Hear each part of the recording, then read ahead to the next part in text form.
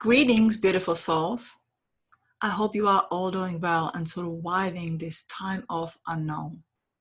Now, for those who have been on the spiritual journey, you know very well this terms of taking a leap of faith, stepping into unknown, imagining that you are on the cliff and you are a baby bird who just left the nest and you are stepping them and your mama bird's waiting out there looking at you, believing that you can fly, that all you have to do is just to believe in yourself and you will fly.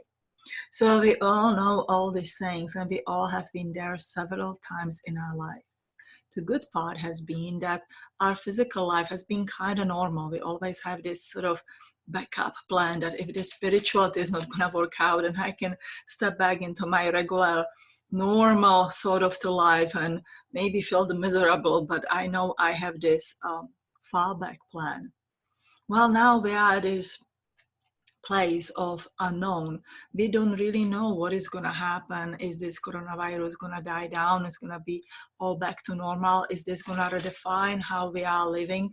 What it is out there? And the most important part is do not panic.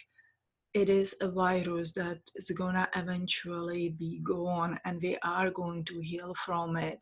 It may take a while, at least that's what I think or sense. It may take a while, but we are going to get through this. We are going to heal and we are going to continue as a humanity. This may be a defining point in our life, but it's not definitely an ending point in our life. So I would like you to look at something, inside of you. Instead of freaking out what's going to happen, let's take this time on your personal review. What is your passion and what really is your life mission? What it is that brings you joy and the happiness? What it is that brought you a joy and the happiness when you were a child, when you were a growing up teenager? What is it that you used to like to do and how it may tie into what you are doing today? We all have our ideas and the dreams and the goals, and sometimes we put our goals all out there, and of course we hype ourselves and we manifesting and we're pushing ourselves beyond what we even think that we can achieve, but we're really holding up this whole big ideas for ourselves. But now is the time to more go into perhaps our true selves and really discover what it is that you are really good at, instead of pushing yourself on the top of the hill right now, which of course we're going to continue.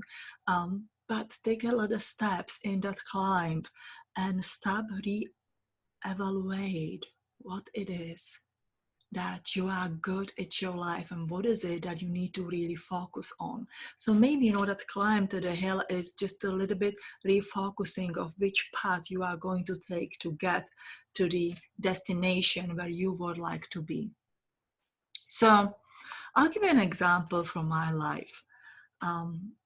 When I was about 13 years old, when I was about probably in the 7th grade, I became very obsessed about the HIV virus, which was coming out as information to Czechoslovakia, which back then was still a communist country. So there were not as many information, but there were definitely print out articles about the worst case things what are happening in the world.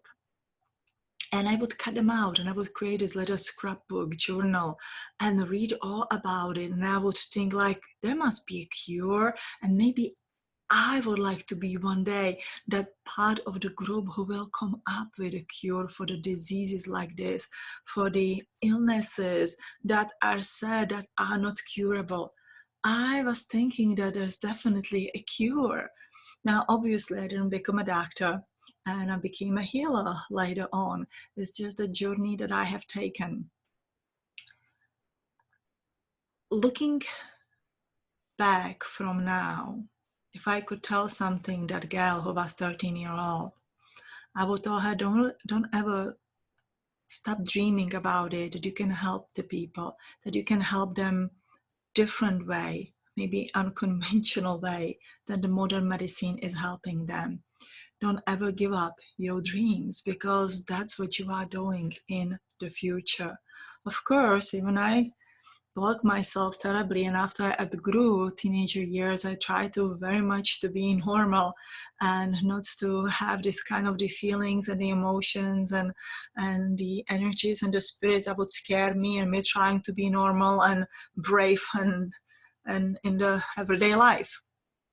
Now, when I look a little bit further down in my childhood, another memory very much stood up.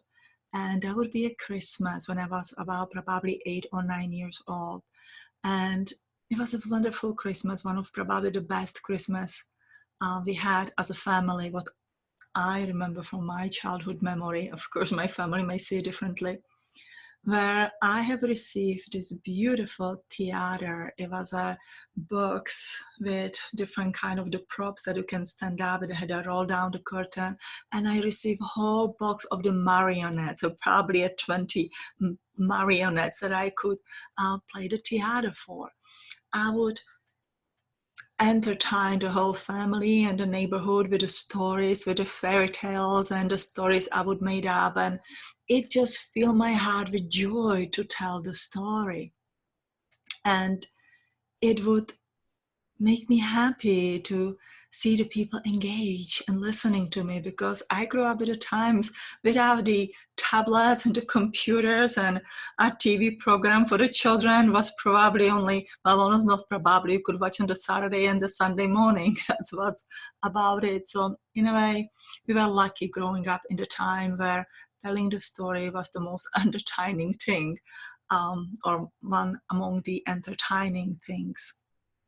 So moving this forward in the future, I can definitely define these two moments that stood up for me into the work I do today. So as you know, I am a soul healer. I look at the emotional aspect that of the story of your soul, because soul has a story to tell. What happened to it in this lifetime, on the past lifetimes. There are the bits and the pieces, the glimpses that would come. I'm a kind of the feeler, so I feel the story more than I see it in my head. And my job is to put these little bits and the pieces, sort of pick up these pieces of the puzzles, put them together, and share with you a story of your past, because that can help you in the healing. As a healer, I have learned to understand the body, the feeling of the body, the feeling of the chakras and the auras, aura obviously, chakras and the meridians and the organs in the body, how they are affected by this emotional story. So the soul healing, the emotional healing, goes very well with the ego healing and the bodily healing, because the ego and the body are very much connected more to this earth kind of the life and the survival. So I want you to look at your life, and I'm going to share more about the soul healing in my another video, so I don't want to get long about in this one.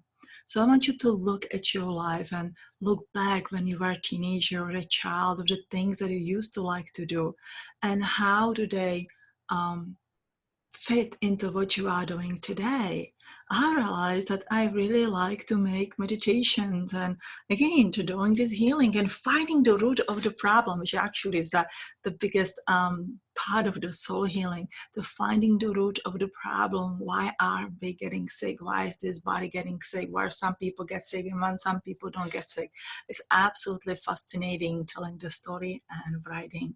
As a child, the third thing that stood up to me is I would always love to write. I would pretend to make books. I would make the books out of the extra paper I would find, because we didn't really have that much money to have for all the fancy supplies. And I would find a ribbon and kind of sew it into the book and write the poems and the stories, which I very much enjoy.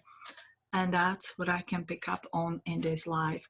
Instead of running on the top of the hill and be somebody that would look cool in this kind of the time and the life, I will embrace of who I truly am, that my soul is showing me from the childhood.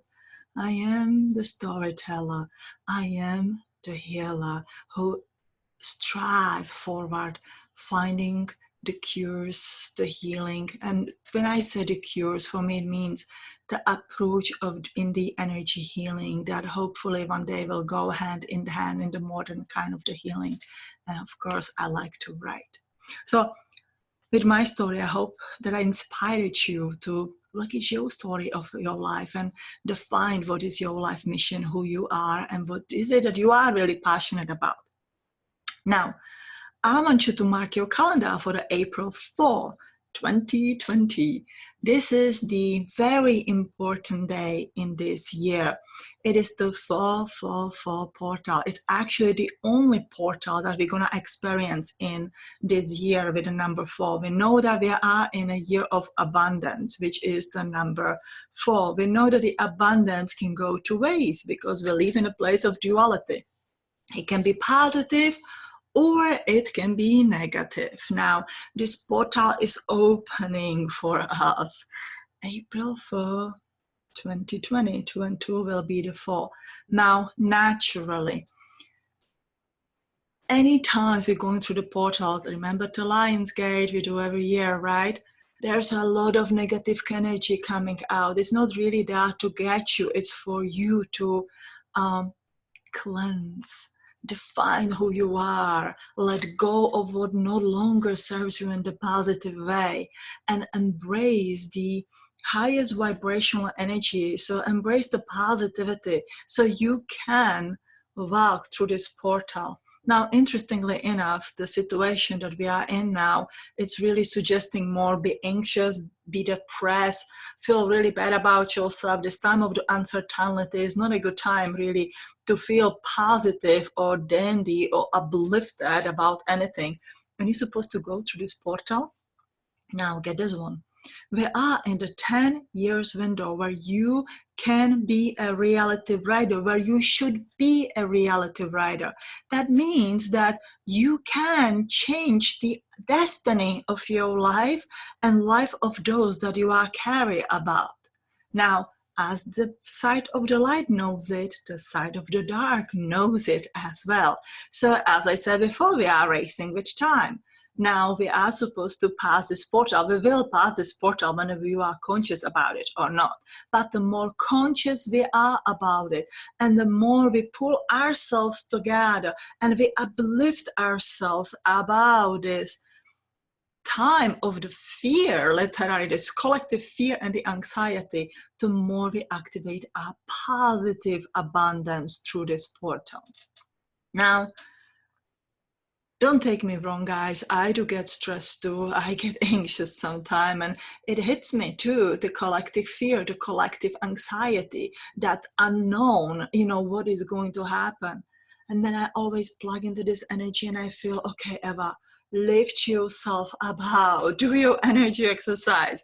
As I shared before with you, the energy of the earth and the cosmic energy in. The perfect balancing of the soul healing energy, balance of the soul and the ego energy, cosmic energy and the earth energy.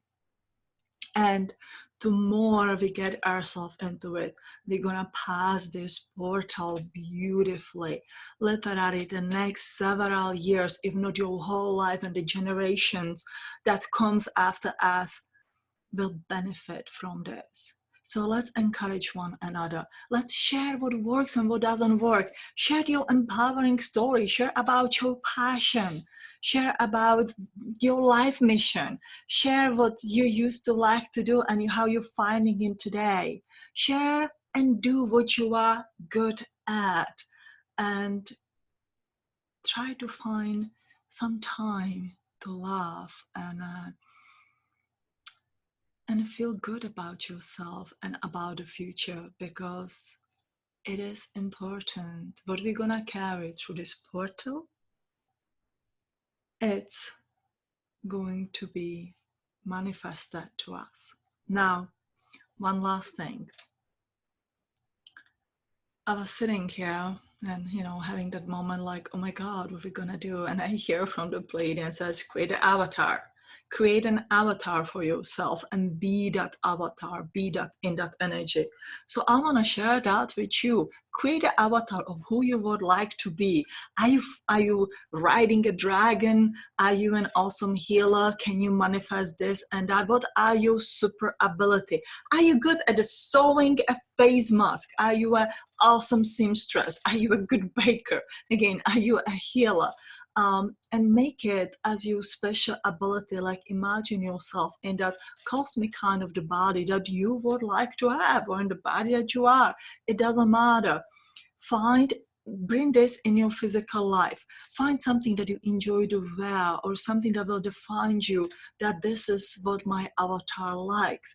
Like first create the avatar and then bring this avatar in your physical life. Embody this avatar, be the avatar, and bring that light through this avatar out. Literally, bring out your inner light and be in the world of today, of the present time, and thrive. Walk through this portal of the abundance with your head high, with your heart at the right place, and knowing that there's a lot of positive abundance ahead of us. So thank you for listening to me. My next video is more introduction into the soul healing and how we would heal this coronavirus through this soul healing point of view. All right, guys, I love you.